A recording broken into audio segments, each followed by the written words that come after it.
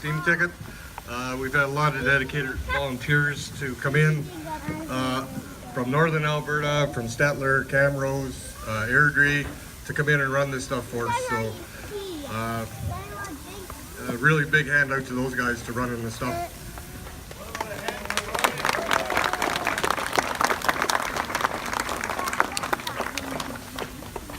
So 9 years ago, we had just finished restoring our NAR stock car, which you'll see out on the freight train this afternoon.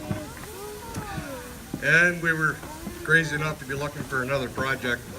And the CPR crane 44328 was in pretty dire need of some TLC.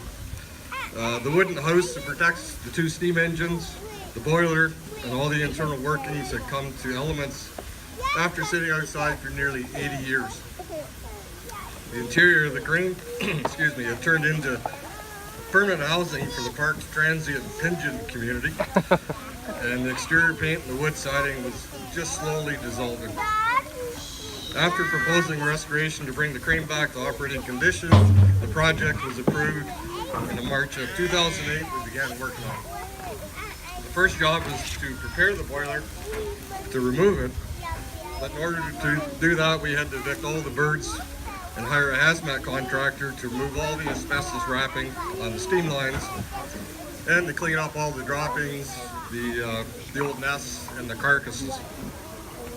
After removing 35 bags of waste in the crane, the boiler was then ready for inspection and was removed.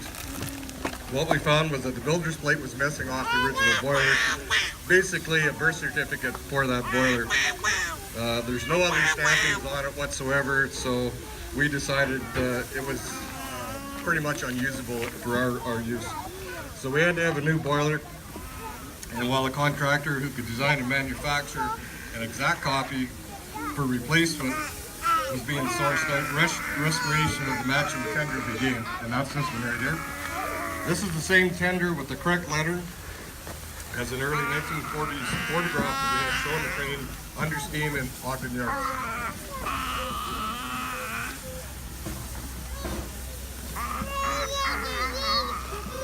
The crane was later brought into the roundhouse, where after a complete stripping of the old paint by blasting it with walnut shells, the entire wood structure was removed, documented, and rebuilt from the wooden sills up, using as much of the original house as possible. The steel side wall on the other side of the body here was cut out for the removal of the old water tank that was rotted out, and a replacement of a new one was made. The 2 steam engines that operate the crane, the steam dyno that produces electricity for all the lights, all the clutches, all the brakes, the levers, the linkages, were all gone over and returned to operating condition. The new tongue and groove siding was specifically milled to match the original profile of the old stuff that we took off. It was cut and secured to the subframe. New windows and window frames and sash were made in-house.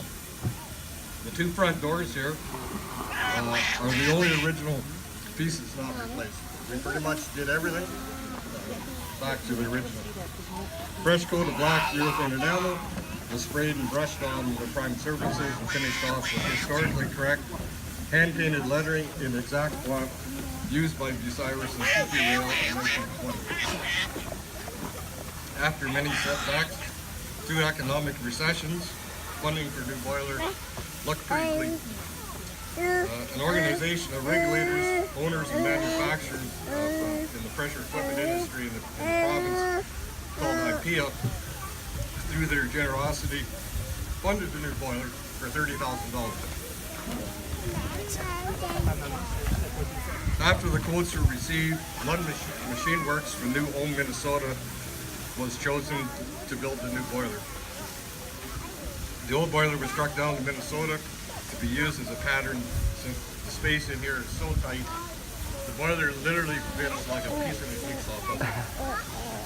Finally, on May 17th, 2016, the new boiler had arrived, and the job of fitting in the grates, the ash pan, and shoehorning the 7,000 boiler into position began. All was completed last winter, and then this past winter we did all the new piping, the fitting, the valves were installed, the hydro test in June, and the first fire up August 29th. We've been on this for 9 years, and we finally got it going. Woo! We had a really good list of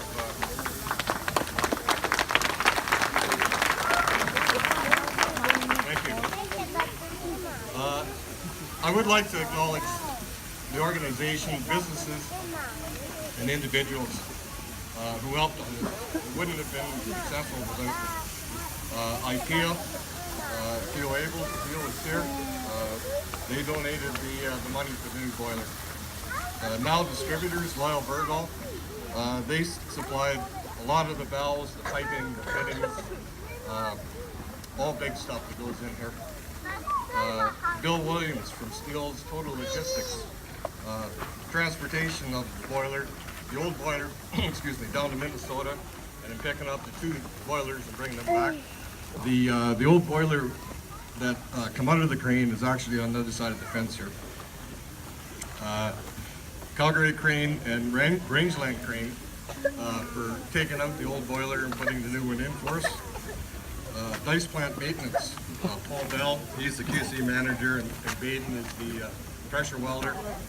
I've never seen a guy who could weld upside down like he can. J&J Mobile Welding, they fabricated the new water tank and did a lot of the miscellaneous welding on the side walls and that kind of stuff. ABSA was the Alberta Boiler Safety Authority. Rob Malinowski is the Safety Codes Officer for his guidance on the piping, the new piping to meet the new code and the design. Rod Stevenson did the painting. I've never seen a guy who could paint this thing in 4 hours. It was amazing.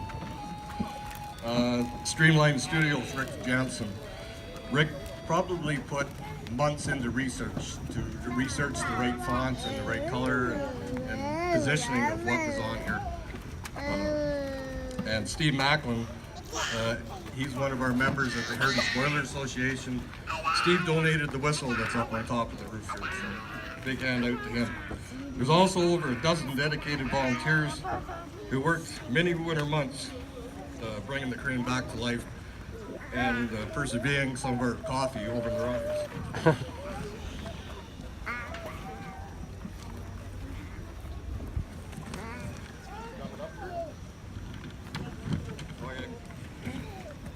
I'd also like to thank 2 other important people, Pat Malcolmson and Jerry Brown. Pat's a retired boiler inspector, and he's actually the reason why I'm here at Heritage Park. He got my name from Pioneer Acres 16 years ago, and he wouldn't quit phoning until I phoned him back. He's been my guide over the year. 16 years helped me through the maze of regulations and questions I have on boiler repairs. The man is just a book of knowledge. Unfortunately, Pat couldn't make it today, but I talk to him almost weekly, so he's well aware of that he's getting noticed. And last but not least is Jerry Brown. Jerry was, excuse me, my mentor, my senior engineer, and a friend. When I first came to Heritage Park, I had absolutely no idea about steam locomotives. I'd never been in a cab of one. And Jerry being Jerry, I had about 6 weekends to figure out how to fire it, how to run it, so I could figure out how to fix it. Jerry, with all his years on the NAR, the Northern Alberta Railway, and years at Heritage Park, he taught me how to operate the locomotive.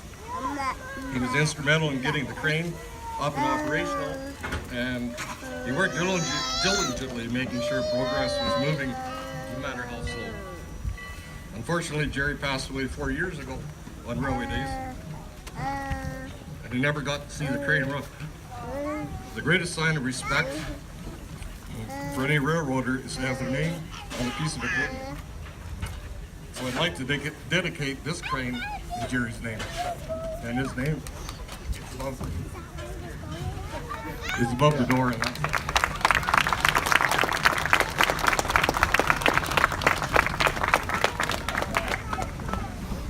So I got two of my firemen today in the back. Kurt Reisinger from Statler and my son Alexander.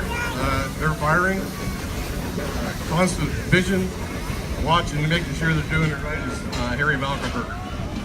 So I think we got about 130 pounds of steam on, so we'll see if we can get this thing to move.